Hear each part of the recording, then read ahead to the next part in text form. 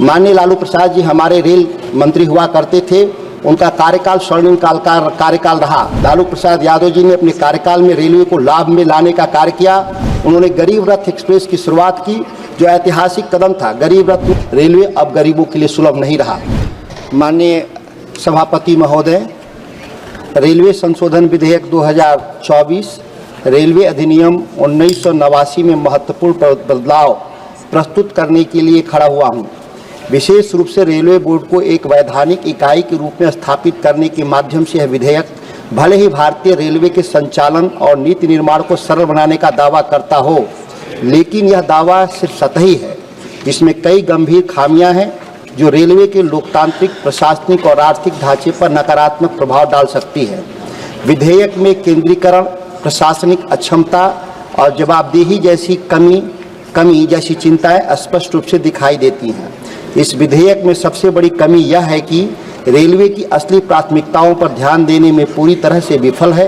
Railway को आज जिन मुद्दों पर जूझना पड़ रहा है, जैसे कि सुरक्षा का अभाव, बुनियादी ढांचे का आधुनिकीकरण, यात्रियों की सुविधाओं में सुधार और स्थानीय स्तर पर रोजगार सृजन, उन पर कोई ठोस दिशा निर्देश या प्रस्ताव नहीं है।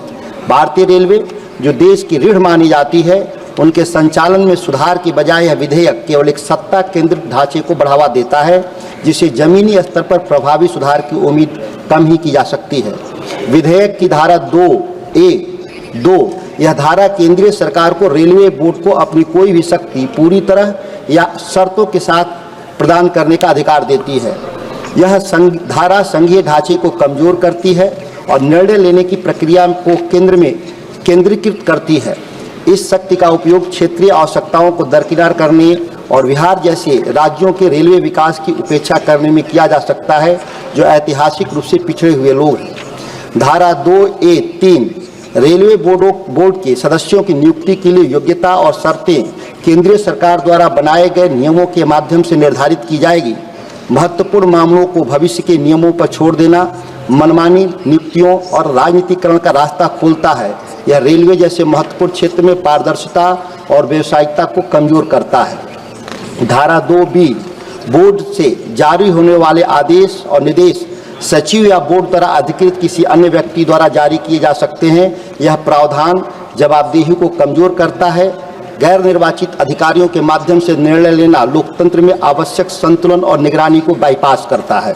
धारा 200 भारतीय रेलवे बोर्ड अधिनियम 1905 को निरस्त कर इसे रेलवे अधिनियम 1989 में शामिल करना विधिक ढांचे को सरल बनाने का दावा करता है। यह सार्वजनिक हित की रक्षा के लिए बनाए गए ऐतिहासिक प्रावधानों को खोने का जोखिम पैदा करता है।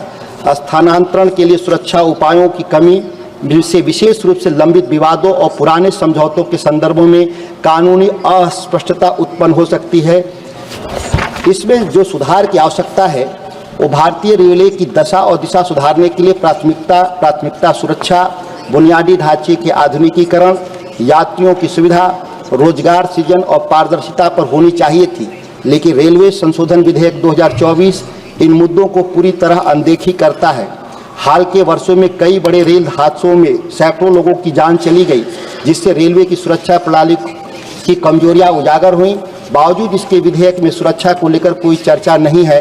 रेलवे को आधुनिक सुरक्षा उपकरणों, ट्रैक सिस्टम और आपातकालीन प्रतिक्रिया तंत्र के बड़े पैमाने पर निवेश करने की आवश्यकता है, लेकिन यह विधेयक उन बुनियादी सुधारों से बिल्कुल अलग दिशा में जा रहा है। लालू प्रसाद जी, एक मिनट सभापति महोदय, माननीय लालू प्रसाद जी हमारे रेल मंत्री हुआ करते थे। उनका कार्यकाल स्वर्णिम कार्यकाल रहा। लालू प्रसाद यादव जी ने अपने कार्यकाल में रेलवे को लाभ में लाने का कार्य किया।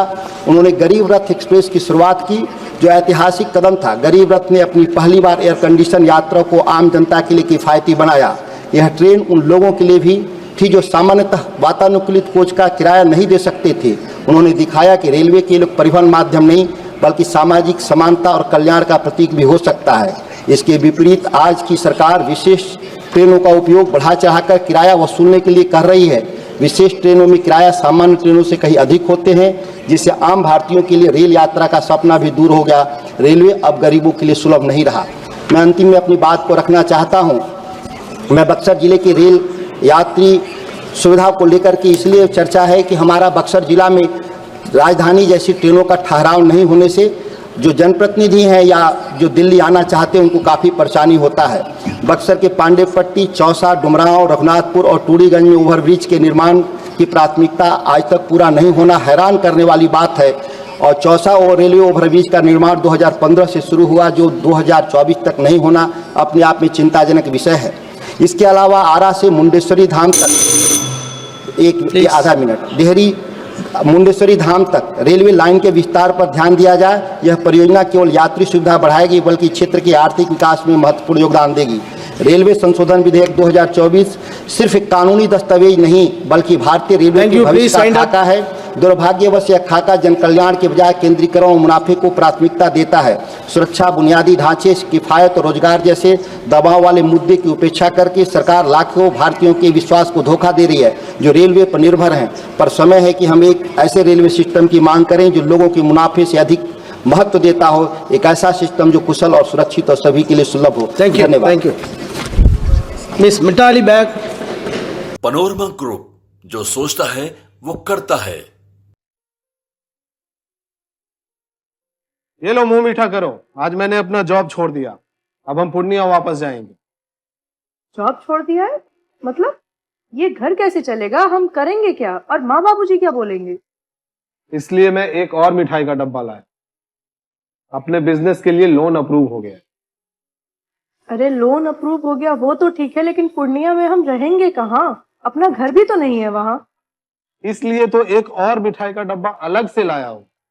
हमने पूर्णिया में घर ले लिया है, पूर्णिया के ई होम्स पैनोरमा में। पूर्णिया में पैनोरमा ग्रुप लेकर आए हैं ई होम्स पैनोरमा। बड़ा घर, आलीशान जिंदगी और अत्याधुनिक सुविधाओं के संग। अरे अब क्यों मुंह मीठा करवा रही हो? क्योंकि हम घर वापसी जो कर रहे हैं। घर वापसी की खुशी पूर्णिया में ई होम्स पैनोरमा के संग। E Homes Panorama, luxurious lifestyle redefined. Bharatiya Janata party का सदस्य बनने के लिए 8800002024 पर मिस्ड कॉल करें। निवेदक भारतीय जनता पार्टी बिहार।